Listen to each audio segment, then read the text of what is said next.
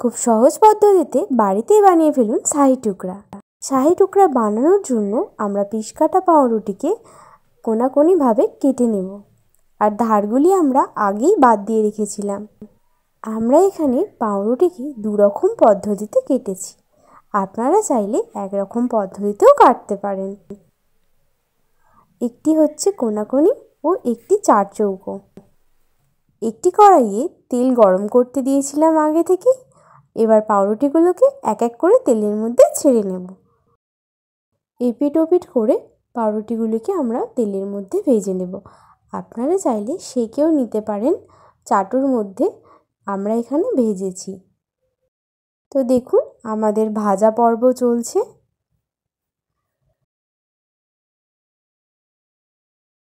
ব্যাস বেশ কয়েকটা এভাবেই ভেজে নেওয়া হয়ে গেছে। এবার আমরা একটি বাটি নেব। বাটির মধ্যে 1 কাপ পরিমাণ চিনি দিয়ে দেব, আর তাতে দেব 1 কাপ পরিমাণ জল। জল দেওয়া হয়ে গেলে বেশ কিছুক্ষণ এইভাবেই নাড়াচাড়া করতে হবে, যাতে চিনিটা গলে একটা খুব সুন্দর সিরাপ তৈরি হয়। খুব মোটা যাতে না হয় সেটাও দেখতে হবে।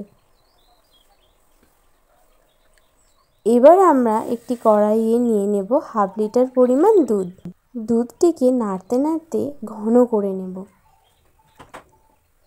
এবার নেওয়া হয়েছে একটি কাচের বাটি ও তাতে 1 চামচ পরিমাণ কর্নফ্লাওয়ার ও 2 চামচ পরিমাণ গুঁড়ো দুধ। এবার 1 কাপ পরিমাণ দুধ দিয়ে আমরা কর্নফ্লাওয়ার ও গুঁড়ো দুধটিকে গুলে নেব। অল্প অল্প দুধ দিয়ে গুলতে হবে, একবারে পুরো দুধ দিয়ে গুললে হবে না। এখানে তো আমরা এটা করছি আর অন্যদিকে দুধটা মারতে দিয়েছি। দুধ ফুটে প্রায় অর্ধেক হয়ে এসেছে। এবার এর মধ্যে দিয়ে দেব 1 কাপ পরিমাণ চিনি। আমরা এখানে 1 কাপ পরিমাণ চিনি ব্যবহার করেছি। আপনারা যে যেমন মিষ্টি খেতে পছন্দ করেন ঠিক ততটাই মিষ্টি দেবেন। চিনি দেওয়ার পর নাড়াচাড়াটা বজায় রাখতে হবে, নইলে কিন্তু তলায় বসে যেতে পারে। এবার আগে থেকে আমরা যে মিশ্রণটি প্রস্তুত করে রেখেছিলাম কর্নফ্লাওয়ার ও গুঁড়ো দুধের, সেটা এবার দিয়ে দেব। গুঁড়ো দুধ ও কর্নফ্লাওয়ারের মিশ্রণটা দেওয়ার পর কত সুন্দর একটা ঘন ভাব চলে এলো। এবার প্রায় 5 থেকে 6 মিনিট মতো এভাবেই নাড়াচাড়া করে নিতে হবে।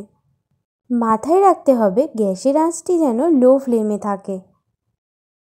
আপনারা যদি আমাদের চ্যানেলে নতুন হয়ে থাকেন তাহলে অবশ্যই চ্যানেলটি সাবস্ক্রাইব করে আমাদের পাশে থাকবেন, আর সবশেষে একটি লাইক করতে ভুলবেন না।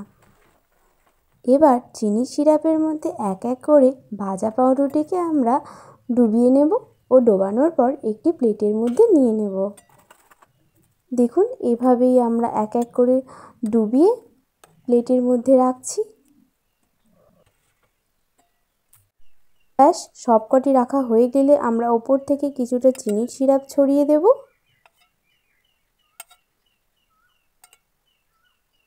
এবার আমরা আগে থেকে যে মালাইটা প্রস্তুত করে রেখেছিলাম সেটা যেন প্রত্যেকটা টুকরোর মধ্যে সমভাবে পায়, সেইভাবেই ওপর থেকে খুব সুন্দরভাবে দিয়ে দেব। ব্যাস আমাদের মালাই দেওয়া প্রায় শেষের পথে। এবার দিয়ে দেব ওপর থেকে কিছু ড্রাই ফ্রুট। ব্যাস প্রস্তুত আমাদের শাহি টুকরা। এবার স্বাদ গ্রহণ করার পালা। দেখা হচ্ছে নতুন কোনো একটা রেসিপি নিয়ে।